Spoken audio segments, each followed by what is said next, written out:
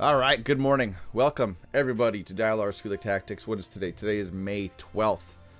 Oh, sorry, June 12th, 2023. Last day of my holidays. As such, I was sitting at the computer. I'm like, what can I make a video on that would be interesting and informative that hasn't been done before in YouTube? So, you saw the thumbnail, you clicked on the thumbnail. Pay to win versus free to play in Eternal Evolution. Is it worth it to actually spend money on this game? Well, I'm not going to give you a definitive answer, but we're going to go over a lot of stuff on my two accounts, comparing them, and then we're going to actually look at you. I'm going to show you the dollar cost spent, and you can make the final judgment whether or not it's worth it or not. So, let's dive right into it. Now, this is going to be a spreadsheet video, so prepare yourself for a lot of looking at stuff and then talking about it. So, this is my pay-to-win roster. I'm not going to tell you the cost right now, but as you see, there is a lot of hyper-evolved. I got everything. The only characters I don't have not hyper-evolved, but immortal are none of them. They're all immortal. Every single one.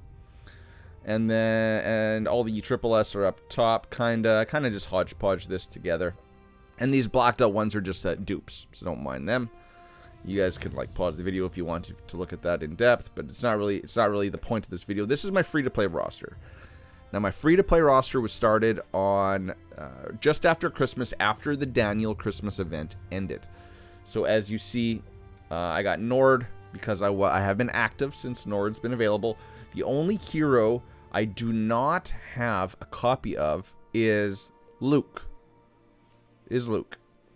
This Xena is yellow. I'm trying to look here. Which, not bad. Other than a Xena, who's yellow, you'll see Barag is red.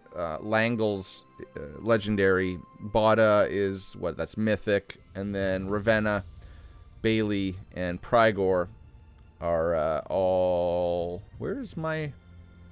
Oh yeah. And then we got up here, top here. You see the ones that I have one copy of. This was hodgepodge together, kind of weird. So Jaina, Skur, Rosaris, Dominic, and then I got lucky on a wheel or something, which just gave me a Wamagon that's yellow. And then I was working slowly on these ones for events, right? Miranda's Barag's my next one I'm taking up. Miranda, I did get the wheel copy, so she's able to get up to Mythic 2. And I do believe I did a Giant Tower to get Rickert up that high. So, for free to play, not spending a single penny, that's the roster. Not too shabby. I've got all the pieces, like I said, or I'm hodgepodging all the pieces together. I'm just missing one copy of Luke, which I'll get on the next hero rally that I participate in. I think I'm going to pick him in the hero card selector. So that's free to play roster versus my pay to win roster. And now here are the stats. So if we look right here, hyper evolves. And this is specifically triple S hyper evolves because you can get the elite hyper evolves fairly easy. My pay to win roster has 13. And my free to play roster has 2. Namely, you're going to get the SSS crystals from Twilight Lands. So my main account is able to get top 5 Twilight Lands fairly easily. And that's where you can get 3 of them a month through that. And then we got one through the Easter event. Or no, yeah, it was the Easter event. The egg painting. Yada, yada, yada. Immortal 5. So I'm not going to include Immortals because everything's Immortal on my main account.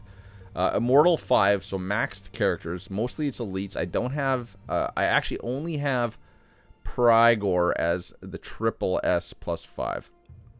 But you see Dan and Ampu are plus 4. My pay-to-win account has 30 Immortal 5s. My free-to-play account has 4. And that'll grow as I do more hero rallies and get more elites to Immortal 5.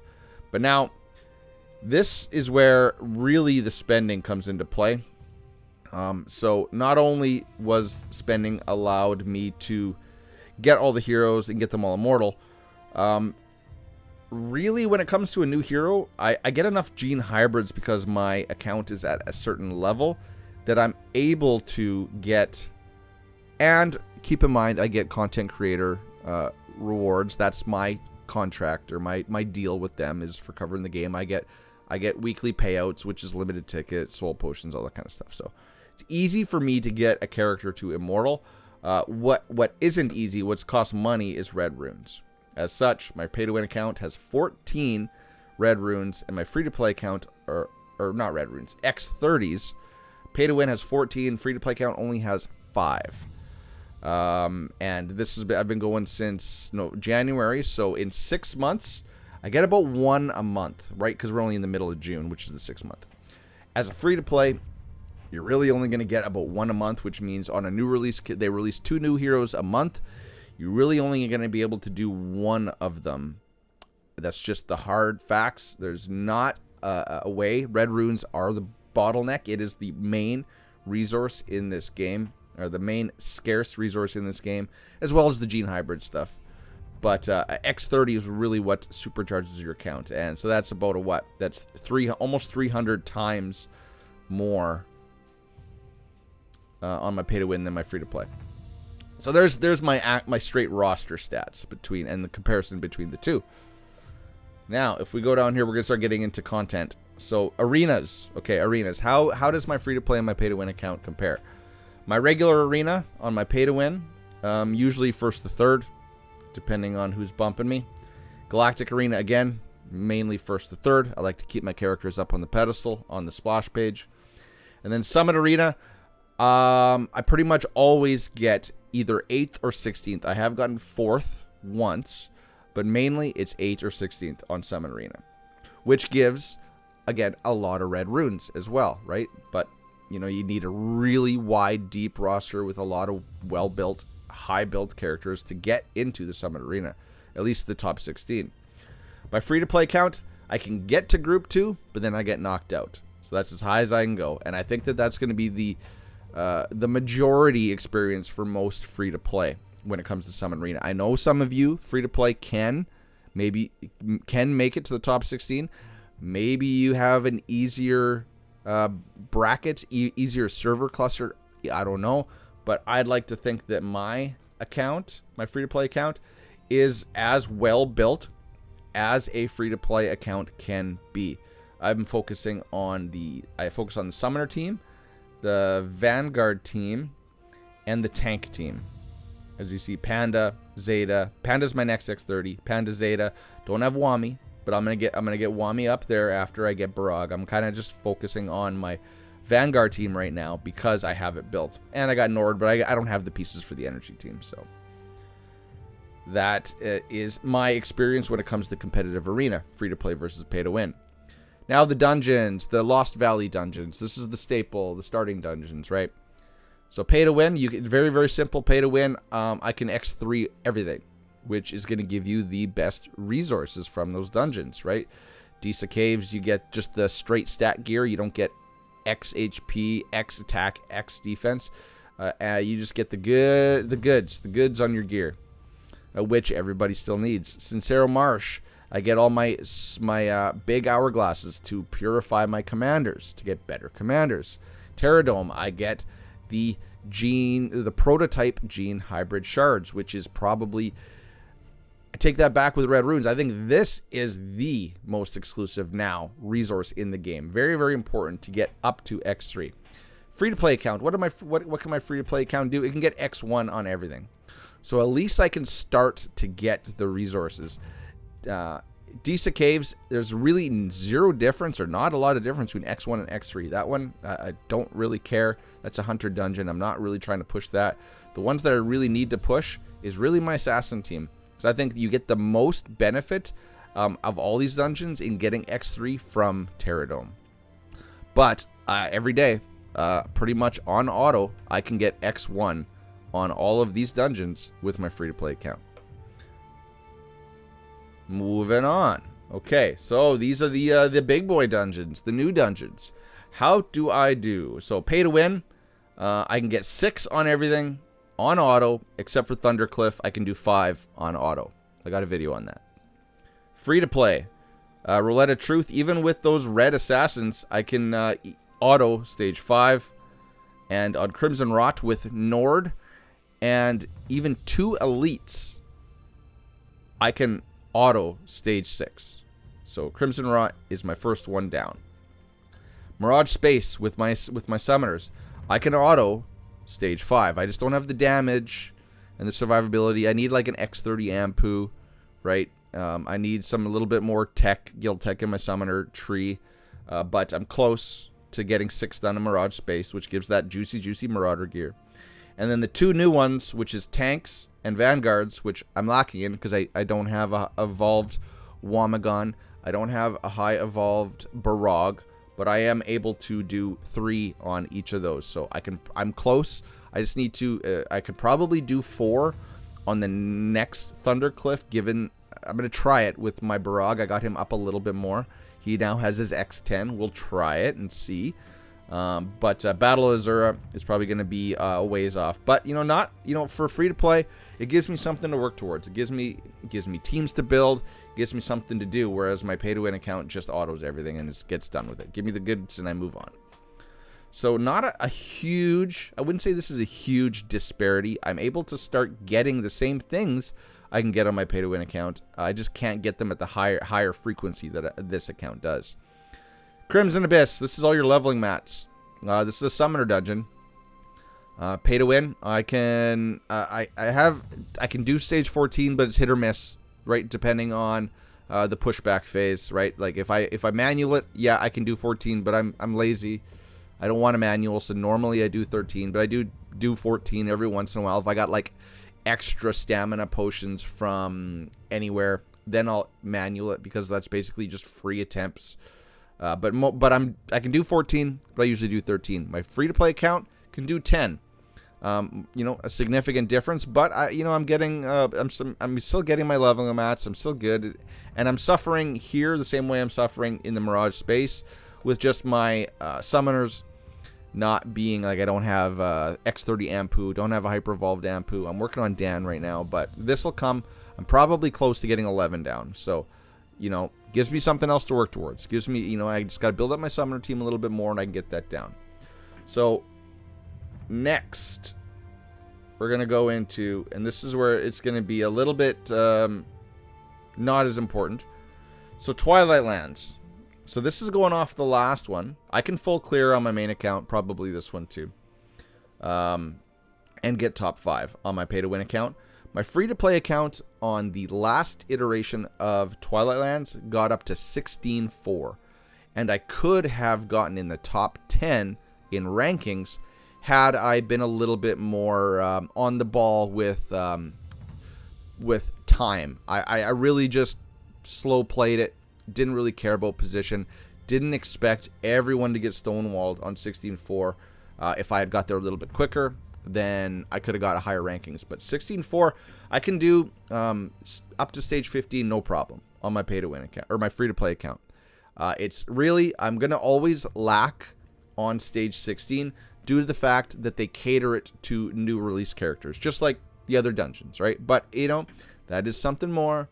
I have to look forward to. I can work towards that. But 16.4 is pretty damn good. That's given me 1 triple S Hyper Evolution Crystal and some pieces every month, so that eventually I'm going to get a month where I can double up on my triple S Hyper Evolves. Ancient Altar, no one cares. This is a launch, at launch game mode that they haven't done anything with. This is easy money for them to put out a content update, adding another level of difficulty to Ancient Altar, and my pay-to-win and my free-to-play are both full clearing, no problem. One-shot hell, right? Not an issue. Soul Mine. Okay, Soul Mine. Now we're getting into just straight PvE content. Keep in mind, on my free-to-play account, I haven't pushed Soul Mine in a while, but you see pay-to-win, 392. Free-to-play, 366. Not a significant difference. And then on the faction-specific mines, again, keep in mind, I have not been pushing these, and I have not even attempted these in a while. So there's the differences there. I'm going to call that non-significant. Endless Battles. Okay, going off the last Endless Battle, if this is the game mode going forward, my pay-to-win account got first, right? Not every day, but in the end, I was first overall. My free-to-play account, 14th. I think that's not too bad to be in the top 20 of a game mode like that with subpar characters, free-to-play characters. No X30s to speak of, really. 14th. That is not too shabby. And should I be getting in the top 5? No, because this is a mobile game where people spend money to pay for the advantage. This is the advantage. What did I get? I got gene hybrids. I got a gene hybrid and I got a prototype gene hybrid. I got one of these. I got one of these. I got a lot of these. I got of this. Frame, I don't care. But this and this, that's money. That's stuff that's going to keep me ahead of free-to-play forever. And that's just the way these mobile games work. I'm sorry. That's just a fact. If you were a free-to-play and you got top 5, congratulations. And then story, and elite campaign. Again, I just recently pushed my story mode on my free-to-play account because I wanted to see how it could get. Plus, I wanted to increase some of my mats that I get every day. But I have not pushed elite campaign on my free-to-play account in a long, long time. As such, my pay-to-win is almost double my free-to-play. And I haven't even pushed my pay-to-win account on elite campaign in a while. But story mode, free-to-play, that is exactly 7 levels, 7 stages. Or chapters, whatever you want to call it, chapters.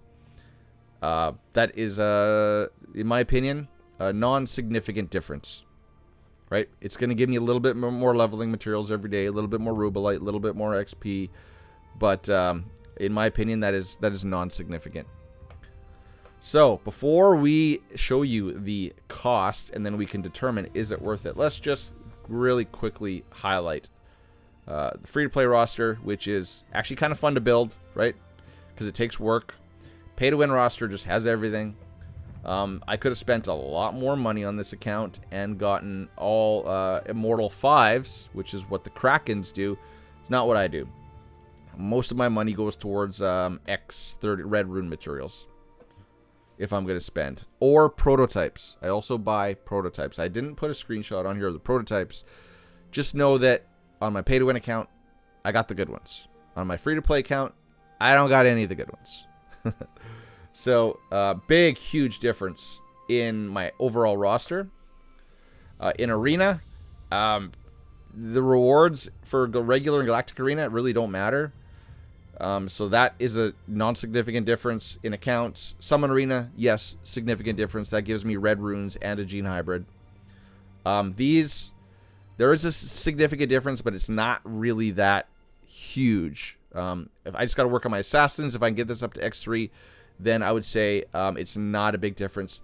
Sincero Marsh getting the big hourglasses so you can do a lot of purification. I don't do a lot of purification on my main account because it's too freaking expensive. And I'm not buying crystals. I'll just roll a commander till I get a good one and then just take that up to 50 and I'll just run with it, right? So not really a whole lot of drive for me to push this one, although I'll get it eventually. Terradome is probably where I want to get, but I got to do an assassin team. So an okay difference there, but nothing game-breaking. These dungeons, nothing game-breaking, right? Stuff to work on. At least I can do them. Crimson Abyss, nothing game-breaking. And then these game modes, this, it's nothing game-breaking. I do get a lot more from full clearing, but, not too shabby. I'm getting my red prototypes now from the first 15 stages. Ancient Altar, doesn't matter. And then I'd say Endless Battles, not significant. And then this shit, no one cares. And I just swore. Demonetization. And Soul Mines, no one cares. Okay. So, let's go like this.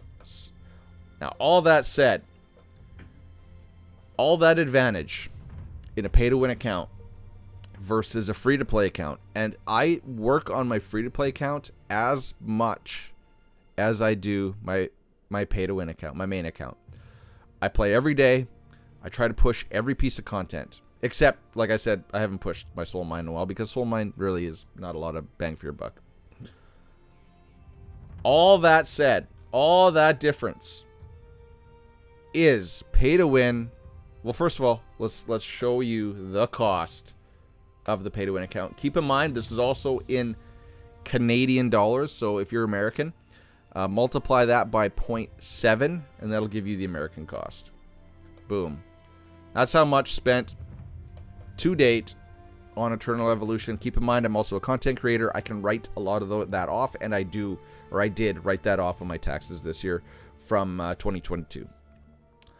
So 5,100 Canadian dollars.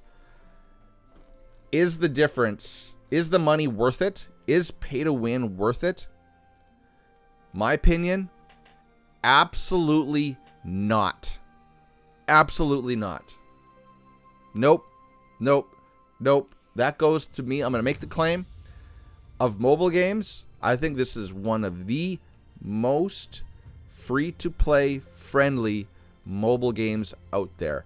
I should have a huge advantage, but I don't.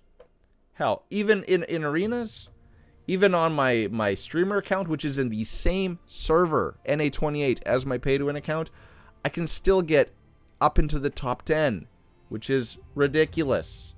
So I'm not getting any benefit. Well, I'm not going to say any. You guys tell me in the comments.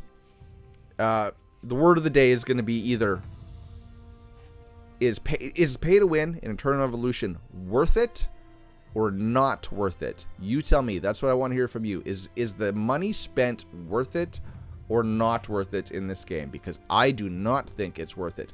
Do I have a little bit of regret? Tiny little bit.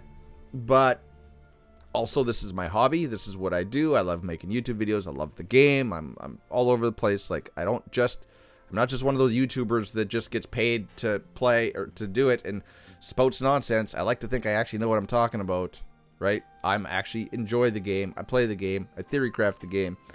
I'm all about the game right now. So, final verdict from me. Pay to win in Eternal Revolution is not worth it. That said, go ahead, support the devs, keep the game rolling, keep it going. In my opinion, they do a good job putting out regular updates, regular content for us, regardless of what people say. But yes, the money spent is definitely not worth it. So do not feel the pressure to spend money in Eternal Revolution. Just grind it out, baby. All you got to do is you got to know the teams to build. And you got to focus on the teams to build. Don't drag your roster out. You got to play every day. You got to push the events.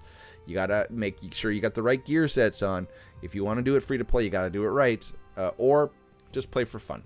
But people that play for fun usually play for about 3 months and then tend to drop off. So, 22 minutes. All right. Keep in mind, I want to hear from you guys. Worth it, not worth it. And that's like, is pay to win worth it? And I think I'm going to put that in the thumbnail. Yes or no? Worth it? Not worth it? You tell me. I think it's not worth it. Hope you enjoyed this. I hope it was somewhat informative.